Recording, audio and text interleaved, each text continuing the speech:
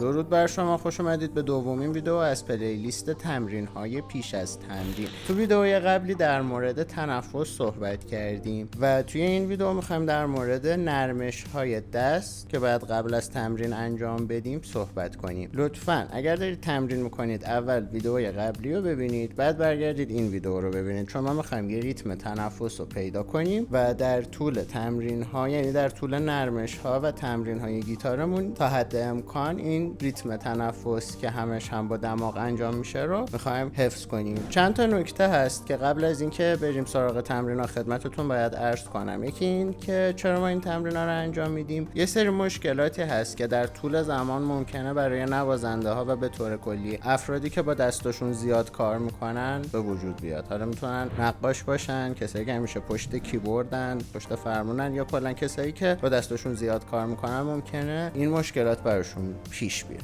که بین نوازنده ها هم خیلی رایجه. مشکلاتی مثل اسپاسم عضلات، کندی حرکات، سندروم تونل کارپال، تاندونیت و یه سری مشکلات دیگه که من اصلا خوشبختانه نمیدونم. به خاطر اینکه من خوش شانس بودم و استادی داشتم که ازمون میخواست که همیشه قبل از تمرین یه سری نرمش رو انجام بدیم، چون خودش به کرات دستش دچار این آسیب ها شده بود و در طول دهه ها با یه سری تمرین ها آشنا شده بود و کار کرده بود که تونسته بودن بهش کمک کنن. و خب افرادی که مبتدیان اگر از همون اول حواسشون به این قضیه باشه برد بزرگی میکنن. چرا که همونطور که تو ویدئوی قبل خدمتتون عرض کردم، نوازندگی تا حد خیلی زیادی مثل یه ورزش میمونه، اما ورزشی که با عضلات کوچیک دست سر و کار داره، نه عضلات بزرگ. با عضلاتی مثل کف دست، مچ، ساعد، انگشت ها، اینا عضلات کوچیک دست محسوب میشن و با اینا خیلی کار داره. و همونطور که خیلی هاتون میدونید تایم زیادی از تمرین یا نوازنده در یک پوزیشن ثابت و پر از حرکات تکرار شونده است که میتونه به مرور زمان دستمون رو دچار این آسیب ها کنه. جدای جلوگیری از این آسیب ها، این نرمش ها به ما کمک میکنه که عضلات دستمون رو تقویت کنیم، به علاوه اینکه 1 ساعت دستمون رو جلو میندازه. بدون معطلی میریم سراغ تمرین ها. فقط یه نکته دیگه عرض کنم، اگر دستتون آسیب دیدگی داره، هر کدوم از این تمرین ها که براتون راحت نیست انجام ندید لطفاً. با این حرکت نرمشمون رو شروع میکنیم. انگار یه غذای خوشمزه دیدیم، ولی هیچ غذای خوشمزه‌ای در کار نیست. بعد از پایین دستمون با شستمون میخوایم جریان خون رو به نوک انگشتامون هدایت کنیم. این کار رو میتونیم به این صورت هم انجام بدیم، در جهت ساعتگرد یا خلافش. از بالاتر هم این کار رو میشه انجام داد، مثلا از ساعد.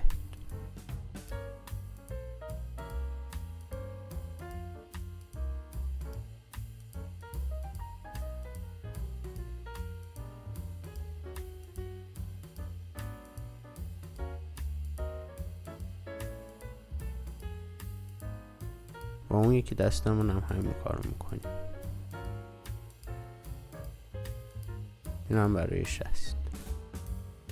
حالا شستمون رو بین این 2 تا استخون که رزمی کارا بهش میگن سیکن میذاریم. میشه بین استخون انگشت میانه و انگشت حلقه. ما سعی میکنیم کامل دستمون رو صاف کنیم.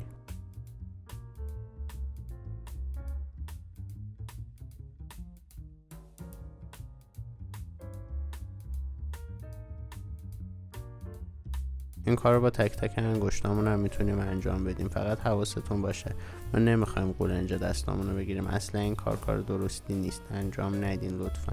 نمیخوایم دستمون صدا کنه. حالا مچمون رو به این حالت میگیریم، دستمون رو به این شکل تقریبا آویزون و شستمون باید پشت انگشتامون باشه. جهت انگشتامون به سمت پایینه و دوباره جریان خون رو به سمت پایین هدایت میکنیم، یعنی نوک انگشتام.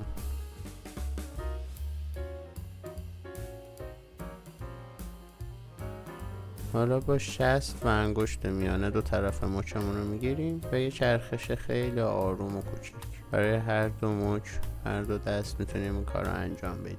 خیلی خوبه اگه هر کدوم از این تمرین‌ها رو 1 تا 2 دقیقه انجام بدید.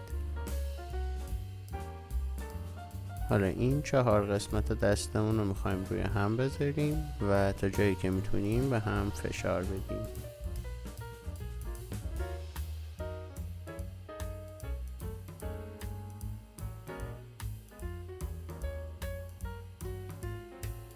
دوباره خیال میکنیم غذای خوشمزه‌ای در کار، ولی اینطور نیست.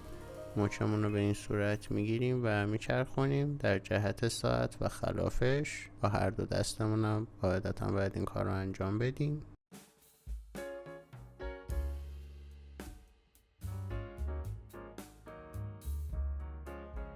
اسم این حرکت مشت انفجاریه. میخوایم دستمون رو محکم مشت کنیم و بعد به صورت انفجاری باز کنیم و تا جایی که میتونیم انگشتامون رو از هم فاصله بدیم.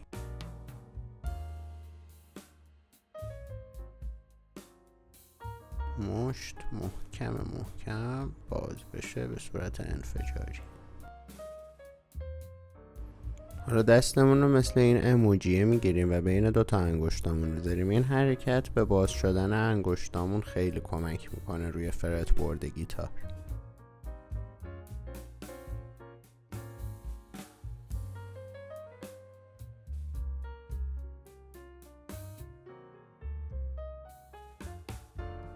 تا جایی که میتونید بکشید انگشتاتون به این صورت.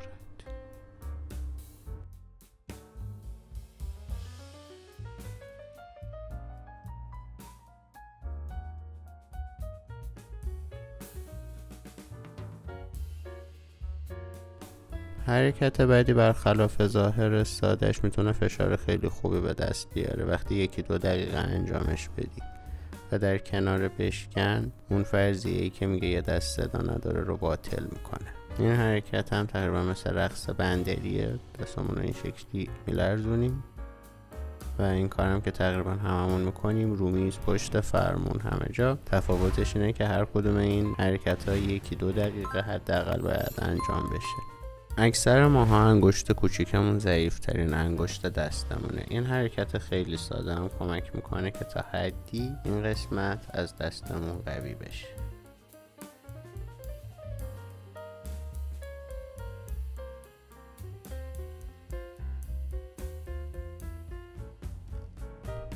با بقیه انگشتا هم میتونیم این تمرین رو انجام بدیم.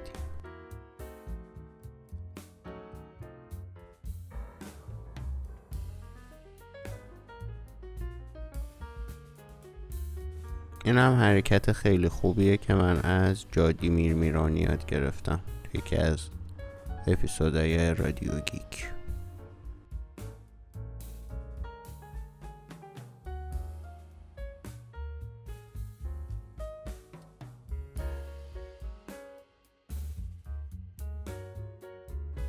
خب این تمرین خیلی مهمه چون قراره به همون کمک کنه یه تعادلی بین ذهن و چشم و دستمون پیدا کنیم. توجه داشته باشید میخوایم از بند دوم انگشتامون رو خم کنیم.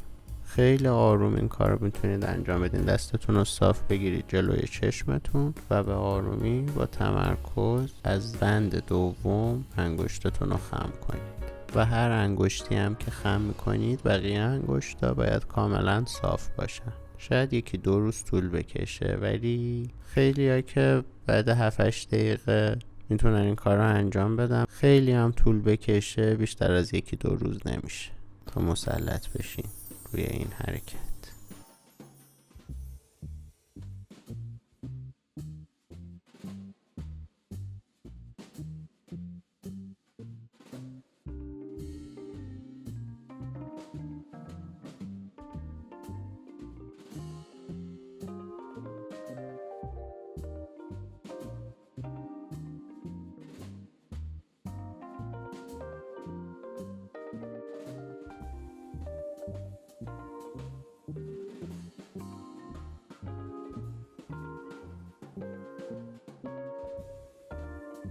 با اون دستمون هم انجام میدیم.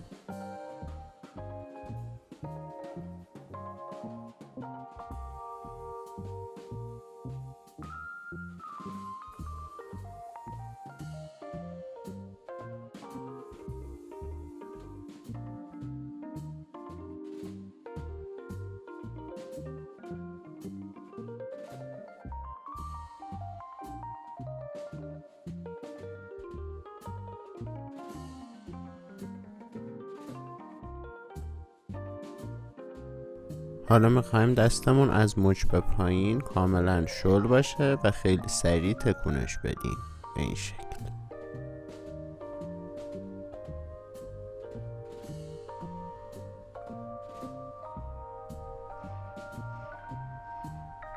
اون یکی دست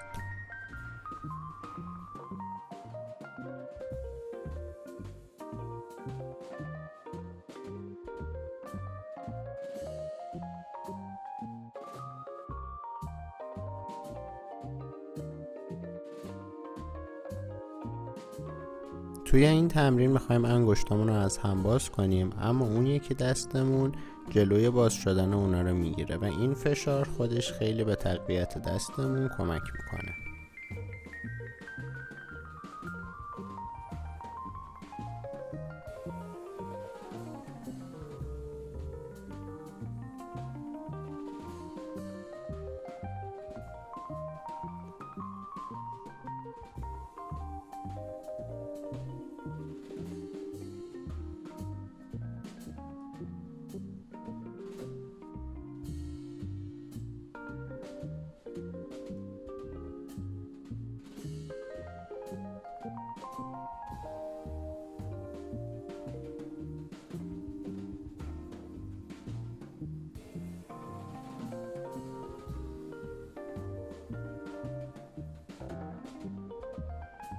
این هم تمرین بدی نیست. و در آخر این تمرین که به تقویت مچمون برای پیکینگ خیلی کمک میکنه. یک کتاب میگیریم دستمون و مچمون رو میچرخونیم به این صورت. این کتاب برخلاف ظاهرش وزن زیادی نداره، نمیخوایم کتاب سنگین باشه که مچمون آسیب ببینه. با هر دو دست این کار رو انجام میدیم. به غیر از کتاب دستگاه‌های دیگه‌ای هم هست که میتونن به تقویت عضلات دست شما خیلی کمک کنن. لینک خرید این دستگاه‌ها هم در دیسکریپشن تقدیم حضورتون کردم. به علاوه چند تا ویدئوی مرتبط دیگه با این موضوع در کانال‌های ایرانی و غیر ایرانی. خیلی ممنون که تا آخر ویدئو با من همراه بودید. امیدوارم هیچ وقت نه دستتون نه هیچ جای دیگه‌تون آسیب نبینه، چه در حین نوازندگی چه هر موقع دیگه‌ای. توی ویدئوی بعدی میبینمتون. بدرود.